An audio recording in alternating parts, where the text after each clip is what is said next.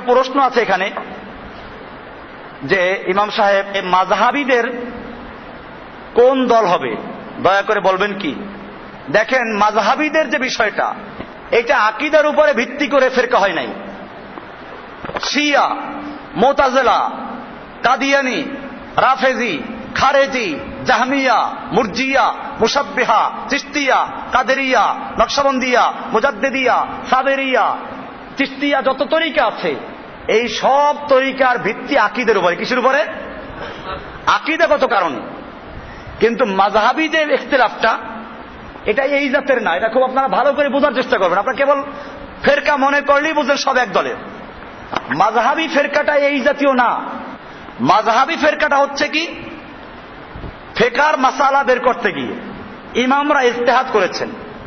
ইজতিহাদ করতে গিয়ে কেউ ভুল করেছেন। যেমন মনে করুন, আমিন জোরে বলবে না আস্তে বলবে। এখন একটা হাদিসে, তিরমিজির হাদিসটা দেখবেন, ওয়াইল ইবনে হুজুর থেকে বর্ণিত হাদিসটা, সুফিয়ানের বর্ণনায় আসছে মাদ্দা বিহা সাওতাহু, আমিন জোরে বলেছেন। আর শোবার বর্ণনায় আসছে খাফাদা বিহা সাওতাহু, আমিন আস্তে বলেছেন।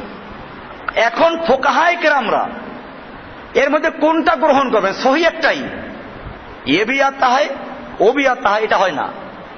আমাদের একজনে কোরআন তর্জমা পড়াইতেন। তো মাদ্রাসায় কোরআন তর্জমা পড়ায় কারা জানেন? কোরআনের তো গুরুত্ব দেওয়া হয় না মাদ্রাসায়, হাদিসের গুরুত্ব নাই। ফিকহের কিতাব, মানতিকের কিতাব, ফালসাফার কিতাব, এগুলো পড়ায় বড় বড় আলেমরা। আর কোরআন তর্জমা পড়ায় কে? কারি সাহেব। কোন রকম কোরআন তর্জমা পড়তে পারে, একে দেয় কোরআন তর্জমা পড়তে। তা আমি যে বছর শরহে বেকায়া পড়ি, এই বছর একজন কোরআন তর্জমা পড়াইতেন। তো প্রায় তর্জমার সময় দেখতাম যে আমরা তাকে পড়াশোনা করে আসতাম। আমরা মুতালা আজকে কি পড়া হবে ওটা আগের থেকে পড়ে আসতাম আমরা। তো দেখতাম যে তর্জমা ভুল করে ফেলছে। তো বলতাম, হযরত এ তর্জমা গলত হয়, এটা গলত তর্জমা, ভুল তর্জমা, যে আসে তবে এই। তো উনি বলতেন যে চলো ই বি আতা হয়, মানে ওটাও ঠিক আছে এটাও আছে, ঠিক আছে এটাও ঠিক আছে। তো আমি এবার বলতাম যে নেই, ये भी नहीं, एक होगा, ये तो वही है, ये यही है, दोनों नहीं है। আপনি যদি বলছেন চলো এটাও ঠিক আছে ওটাও ঠিক আছে, এটা হবে না, ঠিক একটাই হবে। কোনটা হবে সেটা বলেন। যখন ভালো করে ধরতাম তখন বলতেন যে আচ্ছা চলো ওইটাই তোমারটাই ঠিক আছে। তো যাই হোক, এরকম হতো। ঠিক দুইটা হবে না, ঠিক হবে একটাই। হয়তো আমিন জোরে বলা সহি, আস্তে বলা ভুল, অথবা আস্তে বলা সহি, জোরে বলা কি ঠিক একটাই। কিন্তু সেই একটা কোনটা সঠিক নির্ণয় করতে গিয়ে ফুকাহায়ে কেরামরা, ইমামরা ইজতিহাদ করেছেন। আর ইজতিহাদ করতে গিয়ে ভুল হতে পারে। বুখারীর সহি হাদিসে আছে, ইদা ইজতাহাদ আল ইমামু আল হাকিমু, হাকিম বিচারক, বিচার দিতে রায় দিতে গিয়ে কোনো ভুল করে ফেলেছে। তো যদি ভুল করে থাকে ফালাহু আজরুন, সে ভুল করলেও একটা সওয়াব পাবে। কয়টা সওয়াব পাবে? ইজতিহাদ করার সওয়াব পাবে। ওয়াইদা ইজতাহাদা, আর যদি সে ইজতিহাদ করলো ফাআখতা, কি আসাবা, সে সঠিক সিদ্ধান্ত নিতে পারলো, ফালাহু আজরানি, তার দুইটা আজর। কয়টা আজর? তাকে আল্লাহ তাআলা দুইটা সওয়াব দিবেন। কয়টা সওয়াব দিবেন? তাহলে ভুল করলেও সে একটা সওয়াব পাবে, সে কিন্তু গুনাহগার না। এই কারণে আমরা দেখি মুস্তাহিদ ইমাম যারা ছিলেন, আবু হানিফা বলেন, শাফি, মালিক, আহমদ বিন হাম্বল, ইমাম জুহরি, ইমাম ইসহাক, ইমাম অনেক, ইমাম খালি চারজন না, অনেক ইমাম। প্রত্যেক ইমামরাই চেষ্টা করেছেন কোরআন হাদিসের থেকে সহি মাসলাকে বের করার জন্য। এরপরে তারা বলেছেন, প্রত্যেক ইমামের বক্তব্য আছে। ইমাম আবু হানিফার বক্তব্য আছে রাহিমাহুল্লাহ, উসুলে ইফতার যত কিতাব আছে প্রায় কিতাবই আছে। ইমাম সাহেব বলেছেন, ইযা সাহাল হাদিসু ফাহুয়া মাযহাবি, যখন কোন হাদিস সহি বলে প্রমাণিত হয় ওটাই আমার মাযহাব। ওটাই, তার মানে কি আমার নির্দিষ্ট কোনো মাযহাব নাই। হাদিস সহি যেটা হবে ওইটাই কি আমার মাযহাব, ওইটাই রাসূলের মাযহাব।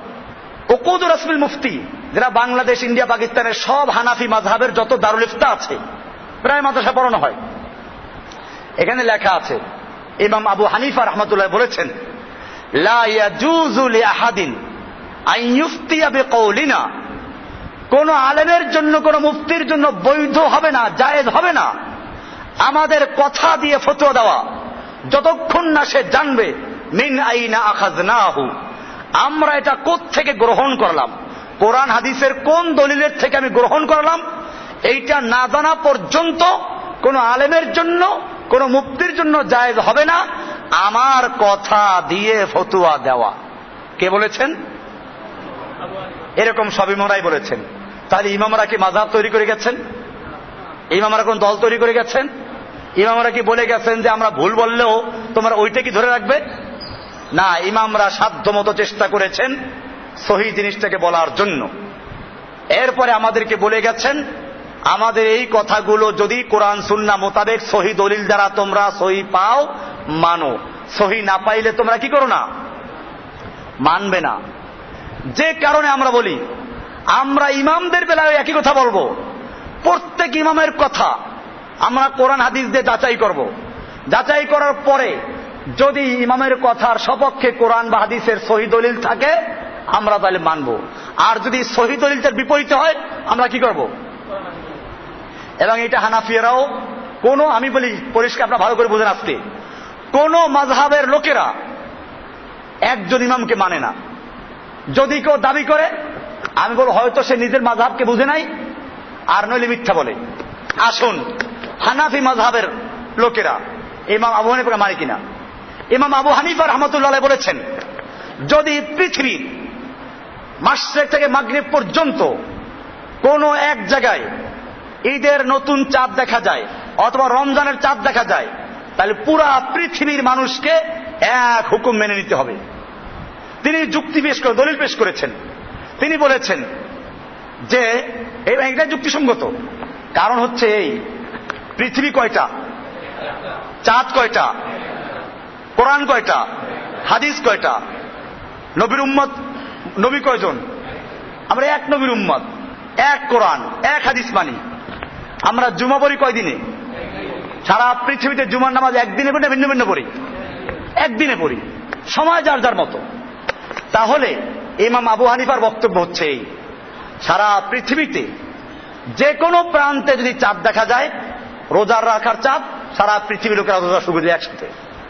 আবার সারা পৃথিবীর কোন এক প্রান্তে যদি ঈদের চাঁদ দেখা যায় তো ঈদ হয়ে যাবে। এটাই আবু হানিফার বক্তব্য।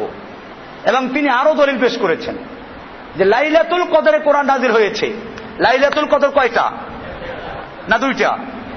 যদি তোমরা আলাদা করো তাহলে লাইলাতুল কদর থেকে বঞ্চিত হইবা, কারণ লাইলাতুল কদর আল্লাহ কোরআন নাজিল করেছেন, আর কোরআন নাজিল হয়েছে মক্কায়। মক্কার লাইলাতুল কদর যেটা, সারা পৃথিবীর লাইলাতুল কদর কি সেটা হবে নাকি আলাদা হবে? তাহলে মক্কায় যখন লাইলাতুল কদর বেজর রাত্রে হয়, বাংলাদেশ পাকিস্তান ইন্ডিয়াতে হয় তখন জোর রাত্র, আর বাংলাদেশে যখন জোর রাত্র তখন সৌদি আরবে কি বেজর। তাহলে লাইলাতুল কদর কোনটা সঠিক? দুইটা বলতে পারবেন না, যে যার যার মতো তার তার মতো, কারণ এই লাইলাতুল কদরের সাথে সম্পৃক্ত কোরআন নাজিলের। কোরআন তো আর দুই রাত্রে নাজিল হয় নাই, যে একবার নাজিল হয়েছে লাইলাতুল কদর সৌদি আরবেরটায়, আর একবার নাজিল হয়েছে লাইলাতুল কদর বাংলাদেশেরটায়। কোরআন কি দুইবার নাজিল হয়েছে, একবার নাজিল হয়েছে? কোরআনকে আল্লাহ তাআলা লাইলাতুল কদর নাজিল করেছেন। কোরআনে স্পষ্ট আছে ইন্না আনজালনাহু ফি লাইলাতুল কদর, আমি কোরআনকে নাজিল করেছি লাইলাতুল কদরে। লাইলাতুল কদর কয়টা? কোরআন নাজিল কয় রাত্রে? কিন্তু এখন পৃথিবীতে লাইলাতুল কদর কয়টা হইতে হয়? পেঁচটা লাগলো কোন জায়গায়? আপনি যে বলবেন যে এক রাত্র হবে, তাও হইতো যদি জোর বেজোর ভাগ করা থাকতো। এখন তো পেঁচ লাগছে আরো। সৌদি আরবে যখন বেজোর, বাংলাদেশে কি? আর সৌদি আরবে যখন বেজোর, সৌদি আরব তখন বাংলাদেশে কি জোর। আপনি যে বলবেন এর মধ্যে যে রাত্রে হয় সে রাত্রে সারা দেশে এক, এটা বলা যাবে না। আর যদি বলেন যে না লাইলাতুল কদর একটা, লাইলাতুল কদর কি সময় যার যার মতো, তাহলে আমরা বলবো যে জুমার দিন যেরকম জুমার নামাজ সারা বিশ্বে একদিনে পড়ি, সময়টা কার কার মতো? এখন আমরা জুমা পড়ে ফারেক হয়েছি, আরো 3 ঘন্টা পরে সৌদি আরবে কি হবে? এখন সৌদি আরবে লোকেরা জুমার নামাজ যাচ্ছে, যেহেতু 2:45 বাজতেছে, তার মানে 12:15। এখন হারাম শরীফের চতুর্দিকে পিঁপড়ার মতো লোকেরা জড়ো হচ্ছে। আরো আধা ঘন্টা পরে আজান হবে, আজান হয়ে তারপরে নামাজ পড়বে।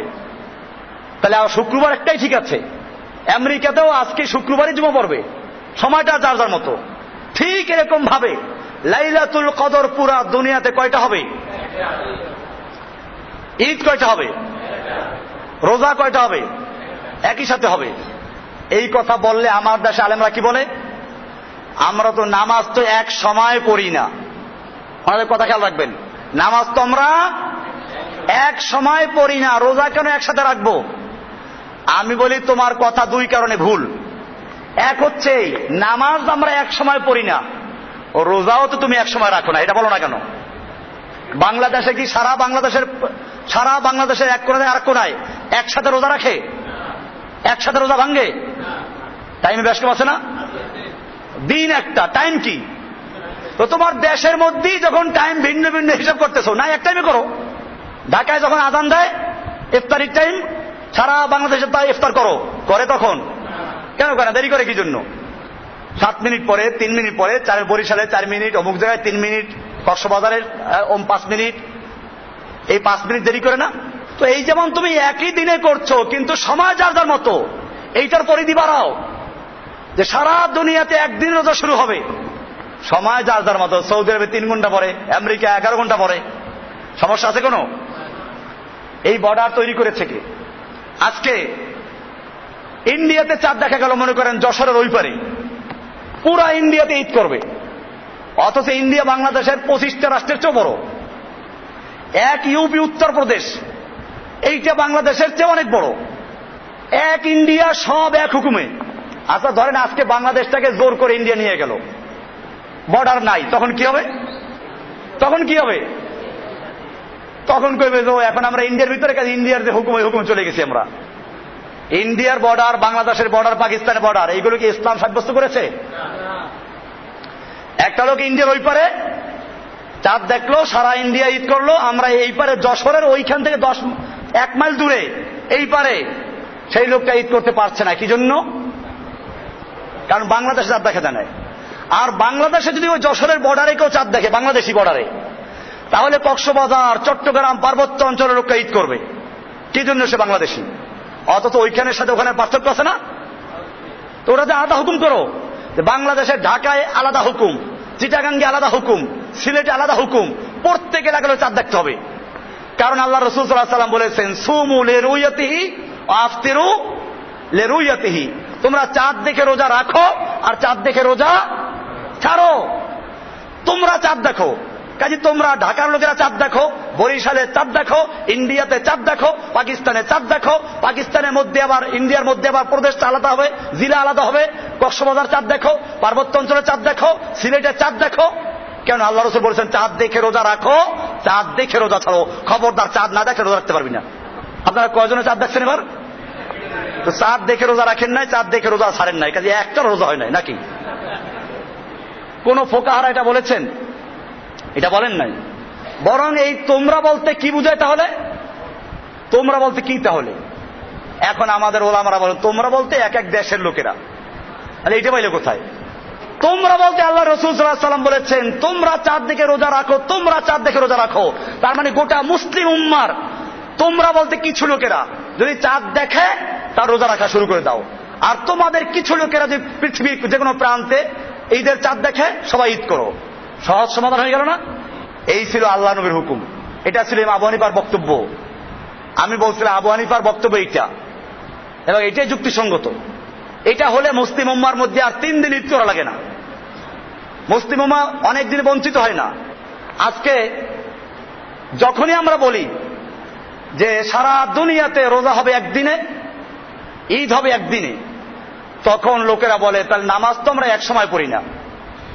আমি উত্তর দিলাম কি, যে নামাজ যেমন তুমি এক সময় পড়ো না, তোমার দেশে বসেও কি তুমি রোজা এক সময় রাখো এক সময় ছাড়ো? সময় যার যার মতো। আসল বিষয়টা হচ্ছে লোকগুলো জানে না, নামাজের সম্পর্ক হচ্ছে সূর্যের সাথে, আর রোজা ঈদের সম্পর্ক চাঁদের সাথে। আরো স্পষ্ট, দিন এবং তারিখ নির্ধারণ হয় চাঁদের মাধ্যমে, সময় নির্ধারণ হয় সূর্যের মাধ্যমে। আসুন, নামাজ রোজার সময়টা সম্পর্ক কার সাথে? নামাজ এবং রোজার সময়ের সম্পর্ক হচ্ছে সূর্যের সাথে। কেমনে দলিল নেন? আল্লাহ রাসূল সাল্লাল্লাহু আলাইহি সাল্লাম যখন নামাজ শিক্ষা দিলেন, ফজরের নামাজ কোন সময় হবে? সুবে সাদেক, মানে সূর্যের কিরণ যখন পৃথিবীর বুকে চলে আসে তখন থেকে শুরু হয়ে সূর্য ডুবার উদয়ের আগ পর্যন্ত ফজরের নামাজের সম্পর্ক কার সাথে? সূর্যের সাথে। জোহরের নামাজ কখন হবে? সূর্য যখন পশ্চিমবঙ্গে ঢলে পড়বে তখন থেকে শুরু করে সূর্যের আলো যখন এক মেসাল চলে যাবে তখন কার সাথে সম্পর্ক? আসরের নামাজ শুরু কখন হবে? ওই এক মেসালের পরের থেকে 2 মেসাল পর্যন্ত, ডুবার আগ পর্যন্ত আসরের নামাজের সম্পর্ক কার সাথে? মাগরিবের নামাজের টাইম কখন হবে? সূর্য ডুবার পরের থেকে। এশার নামাজের টাইম কখন হবে? সূর্যের আলো যখন কি হয়ে যাবে? ডুবে যাবে। পশ্চিম আকাশের যখন কি হবে? হ্যাঁ, ওই যে আভা যখন ডুবে যাবে। তাহলে বোঝা গেল নামাজের গোটা ওয়াক্তের সম্পর্ক কার সাথে? এবারে রোজার সময়ের সম্পর্ক কার সাথে দেখেন। আল্লাহ তাআলা বলছেন সুম্মা আতিম্মুস সিয়ামা ইলাল লাইল, তোমরা সিয়ামকে পূরণ করো। সুবে সাদেক কি বলা আছে? ফাকুলু ওয়াশরাবু, তোমরা খাও এবং পান করো। হাত্তা ইয়াতাবায়্যানা লাকুমুল খাইতুল আবিয়াদু মিনাল খাইতিল আসওয়াদি মিনাল ফজর, অর্থাৎ ফজর ওই যে সুবে সাদেক হওয়ার আগ পর্যন্ত এইখান থেকে তোমরা রোজা শুরু করো। সুম্মা আতিম্মুস সিয়াম, রোজা পূর্ণ করো কোন পর্যন্ত? ইলাল লাইল, রাত পর্যন্ত। তাহলে বোঝা গেল রোজার সময়ের সম্পর্ক কার সাথে? সূর্যের সাথে। আর দিন এবং তারিখের সম্পর্ক কার সাথে? চাঁদের সাথে। বিষয়টা ক্লিয়ার? তার মানে হচ্ছে তারিখ হবে পুরা দুনিয়াতে একটা। কয়টা? ইংরেজি তারিখ কয়টা হয়? বাংলা তারিখ কয়টা? তাহলে মুসলমানদের আরবি তারিখ কয়টা হবে? আচ্ছা, তারপরও যদি মানতে রাজি না হন তাহলে এবারে আমি আসব। এই যে আরবি তারিখটার নাম কি বলে? হিজরি সন। আরবি তারিখের নামটা কি? হিজরি সন। হিজরত করেছিলাম কি বাংলাদেশের লোকেরা, সেই জন্য হিজরি সন হয়েছে? আমাদের নেতারা বা বাংলাদেশের জাতির জনক হিজরত করে পাকিস্তান গিয়েছিলেন যেদিন, সেদিন থেকে হিজরি সন গণনা শুরু হয়েছে। বিষয়টা এমন। অথবা জাতির ঘোষক, জনক বললে আবার ঘোষক না বললে আবার কেউ নাখোশ হইতে পারে, বোঝেন নাই কিছু? জনক আর কি? ঘোষক। ঘোষক যেদিন ঘোষণা করলেন সেদিন থেকে হিজরি সন গণনা করা হয়েছে। বিষয়টা এমন। বাংলাদেশের কোন বুজুর্গ যেদিন আত্মপ্রকাশ করেছেন সেদিন থেকে হিজরতের সন ঘোষণা করা হয়েছে। বিষয়টা এরকম। হিজরি সনটা ঘোষণা করা হয়েছে কোন দিন থেকে? আল্লাহর নবী মুহাম্মদ সাল্লাল্লাহু আলাইহি ওয়াসাল্লাম মক্কার থেকে হিজরত করে মদিনায় গিয়েছিলেন, ওই সময় থেকে হিজরি সন গণনা শুরু হয়। তাহলে হিজরি সনের তারিখটা কি ওইটার সাথে সম্পর্ক রেখে হবে না বাংলাদেশের হবে? তাহলে যারা বাংলাদেশের হিজরি সন গণে তারা কি করে? তারা কার হিজরতের সন গণনা করে? মুহাম্মদ সাল্লাল্লাহু আলাইহি ওয়াসাল্লাম হিজরি সন না অন্য কারো হিজরতের সন? কার হিজরি সন? আরবি সনটা কিসের সন? হিজরি সন। হিজরি সনের সম্পর্ক কিসের সাথে?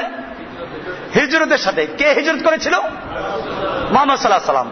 সেটা কি বাংলাদেশের হিজরি তারিখে হিজরত করেছিল না আরবদের হিজরি তারিখে? আপনি কোনটা মানতেছেন? এরপরে আসুন, আরাফাতের ময়দানের হাজিরা 9 তারিখে যখন আরাফাতের ময়দান অবস্থান করে, সেই সময় অন্যদের জন্য, গায়রে হাজিদের জন্য রোজা রাখা অনেক সওয়াবের কাজ। আমার সিয়ামের বইয়ের মধ্যে লেখা আছে, দলিলগুলো আর লেখেন, হাদিসে দলিল দেওয়া আছে।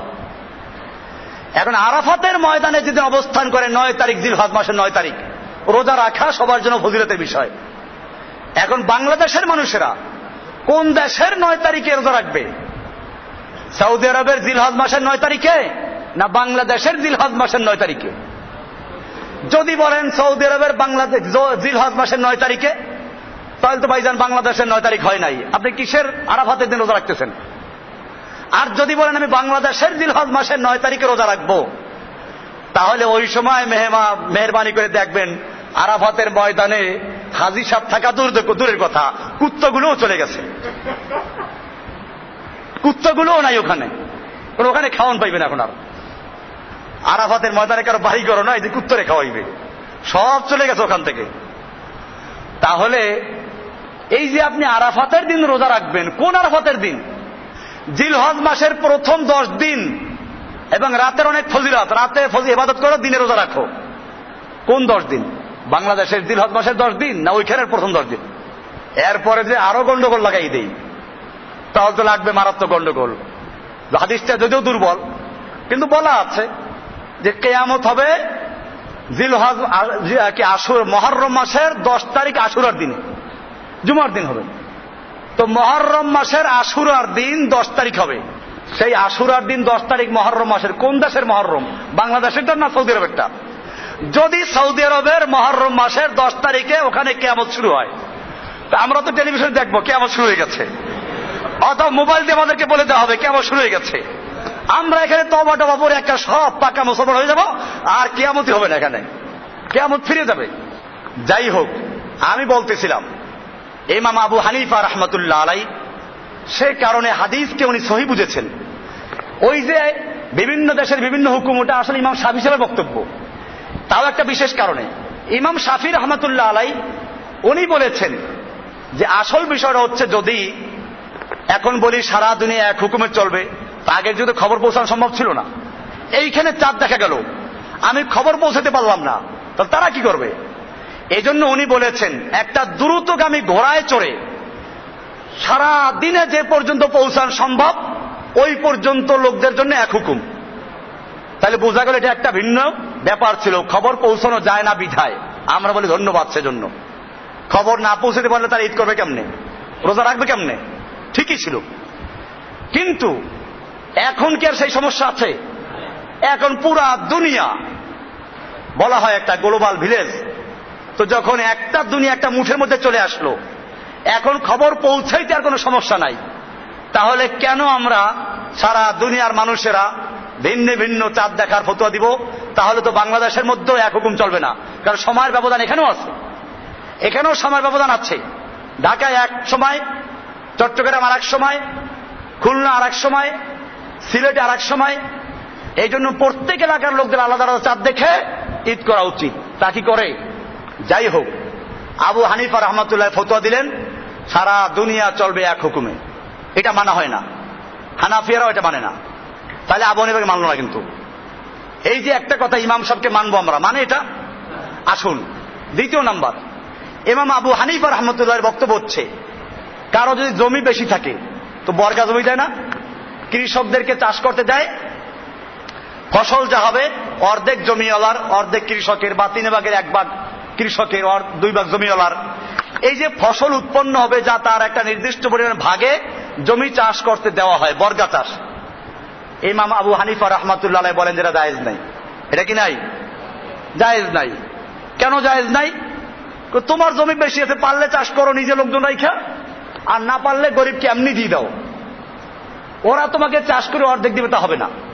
কিন্তু পরবর্তীতে ইমাম আবু হানিফার শিষ্যরা আবু ইউসুফ মোহাম্মদ বলছেন যে না, এটা জায়েজ আছে, প্রয়োজন আছে, না হইলে কেমন মানুষ সমস্যায় পড়ে যাবে, জায়েজ করে দিল।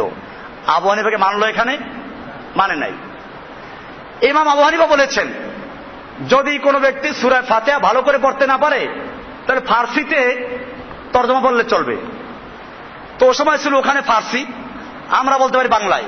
তাহলে বাংলায় আমি দাঁড়াইয়া, বা যে ভালো করে সূরা ফাতিহা পড়তে পারেন আরবিতে, সে বলবে প্রশংসা সবই কেবল তোমারই। নজরুলের কবিতা আছে না, সূরা ফাতিহার অনুবাদ, এইটা পড়ে দিল, নামাজ হয়ে যাবে। অথচ হানাফি মাযহাব অনুযায়ী নামাজ হবে না। তো এটাকে আবু হানিফার মত মানা হলো। এইরকম ভাবে অনেক বিষয় আছে যেখানে আবু হানিফার মতকে হানাফিয়ারাও মানে নাই। ইমাম আবু হানিফা বলেছেন নবী যে তমর, খেজুর ভিজানো পানি দিয়ে উযু করা যায়। কেউ যদি পিওর পানি না পায়, খেজুর ভিজানো পানি আছে, আর ওরা খেজুর ভিজিয়ে রাখতো। তো খেজুর ভিজাইলে আবার বেশি ভিজাইলে পরে ঝা করতো, আস্তে আস্তে ওরা মদ হইয়ে দিত। তো এই খেজুর ভিজানো পানি খাইলে খুব ভালো লাগে, মিষ্টি লাগে গরমের সময়। তো আবু হানিফার বক্তব্য হচ্ছে যে যদি ভালো পানি না পাওয়া যায় তো খেজুর ভিজানো পানি দিয়ে উযু করা যায়। নবী যে তমর, এটা হাদিসের খুব এটা একটা খুব উল্লেখযোগ্য মাসলা। অথচ হানাফি মাযহাবের ফতোয়া এটার উপরে না। তাহলে আমি অনেকগুলো দেখাবো যে ইমাম আবু হানিফা রাহমাতুল্লাহ আলাইহি যেটা বলেছেন হানাফিরা ওইটাকে মানে না, বরং সেক্ষেত্রে মানে আবু ইউসুফের বক্তব্য, নাহলে মুহাম্মাদের বক্তব্য, নাহলে জুফারের বক্তব্য। আমি বলি যদি তোমরা আবু হানিফার কথা কোরআন সুন্নাহ মোতাবেক সহি অথবা বর্তমান সময়ের সঙ্গে সামঞ্জস্যশীল নয় বলে বাতিল করে আবু ইউসুফের কথা মানতে পারো, মুহাম্মাদের কথা মানতে পারো, তাহলে আমি বলবো এক্ষেত্রে যদি আবু হানিফার কোনো কথা সহি মনে না করায়, কেউ শাফিঈ সাহেবের কথা মানলো, কেউ মালিকের কথা মানলো, কেউ ইসহাকের কথা মানলো, কেউ ইমাম বুখারীর কথা মানলো, কেউ মুসলিমের কথা মানলো, কেউ ইবনে শিহাব জুহরির কথা মানলো, কেউ আরেকজনের কথা মানলো, অসুবিধা আছে কিছু? কোরআন সুন্নাহ মোতাবেক যারটাকে সহি পাবো তারটা কি করব? এখন ক্লিয়ার? এই হিসাবে যারা ইজতিহাদ করেছেন কোন ফেরকা তৈরি করা যাবে না। হানাফি, শাফি, হাম্বলি মাযহাব, কোন মাযহাব এটা সাপোর্ট করা যাবে না, দল তৈরি করা যাবে না। আবু হানিফা রাহমাতুল্লাহ নিজেও বলেন না আমার নামে একটা মাযহাব তৈরি করো। আবু হানিফা নিজে কি কোন মাযহাবের ছিলেন? কোন মাযহাবের ছিলেন? কারণ তার নামের উপরে মাযহাব তৈরি করা হয়েছে, উনি তো মাযহাব তৈরি করেন নাই। ইমাম শাফি সাহেব কোন মাযহাবের ছিলেন? ইমাম মালিক রাহমাতুল্লাহ কোন মাযহাবের ছিলেন? ইমাম আহমদ বিন হাম্বল কোন মাযহাবের ছিলেন? ওনারা যেই মাযহাবের ছিলেন আমরা সেই মাযহাবের লোক, মানে মুসলিম। মানে কি?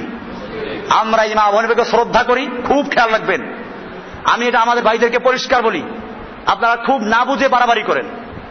ইমাম আবু হানিফার কোনো দোষ নাই, কারণ যে লোকটা ইজতিহাদ করে গেছেন, যে লোকটা তারপরে বলেছেন যে আমরা যা বললাম আমাদের কথা যদি কোরআন সুন্নাহ মোতাবেক হয় পালন করো, কোরআন সুন্নাহ মোতাবেক না হলে ফারমুহা বিহাযিহিল জিদার, তোমরা আমাদের কথা ওই দেওয়ালে ছুঁড়ে মারো।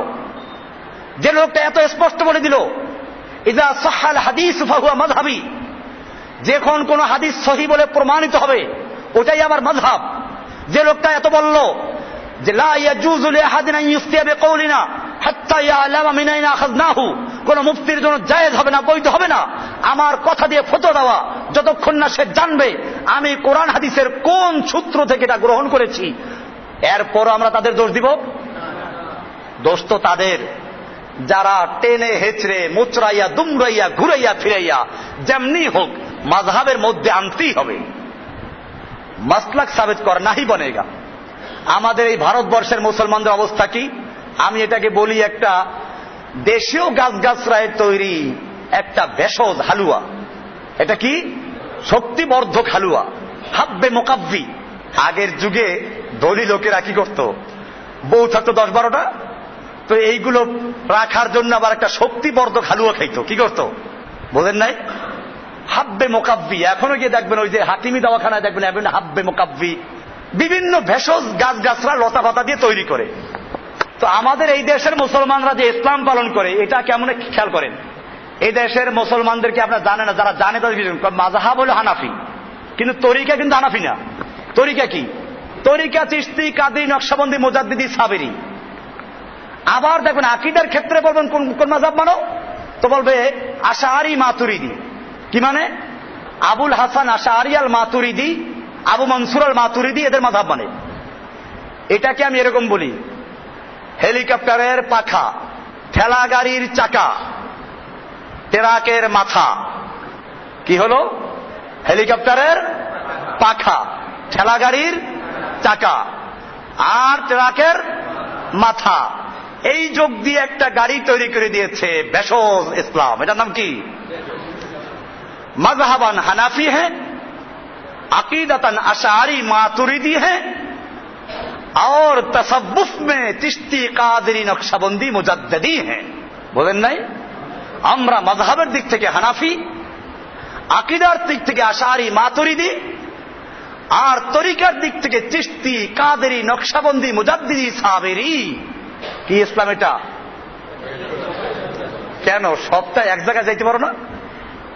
আমরাও স্পষ্ট বলি हम मजहबन भी मोहम्मद सल्लल्लाहु अलैहि वसल्लम के मजहब मानते हैं इस्लाम, अकीदा में भी हम मोहम्मद सल्लल्लाहु अलैहि वसल्लम के अकीदा मानते हैं, तौहीद का अकीदा, और तरीका में भी हम चिश्ती, कादरी, नक्शबंदी, मुजद्दिदी मानते नहीं हैं। हम मानते हैं एक ही तरीका मोहम्मद सल्लल्लाहु अलैहि वसल्लम के तरीका और सहाबाए किराम के तरीका, वो इस्लाम के तरीका है। পরিষ্কার হয়ে গেল? সুতরাং আমাদের সম্পর্কে যখন কেউ জানতে চাবে এরা কোন মাযহাবের লোক, কোন দলের লোক, পরিষ্কার আমাদের মাযহাবের নাম কি? ইসলাম। আমাদের পরিচয় কি? মুসলিম। আমাদের সংবিধানের নাম কি? কোরআন এবং সুন্নাহ, সহিহ সুন্নাহ। খালি কোরআন না, আবার কোরআনের ব্যাখ্যাই তো সুন্নাহ, কোরআন সুন্নাহ। এরপরে আমাদের আদর্শ কারা? রাসূল সাল্লাল্লাহু আলাইহি ওয়াসাল্লাম, নবীরা, রাসূল সাল্লাল্লাহু মুহাম্মদ সাল্লাল্লাহু আলাইহি ওয়াসাল্লাম। আমরা মুহাম্মদ সাল্লাল্লাহু আলাইহি ওয়াসাল্লাম আদর্শ ফলো করি যেভাবে সাহাবায়ে কেরাম ফলো করেছিলেন। কথা ক্লিয়ার? এর বাইরে আমাদের কোনো কি নাই। এই জন্য প্রশ্ন যে করেছেন আশা করি ক্লিয়ার হয়ে গেছেন।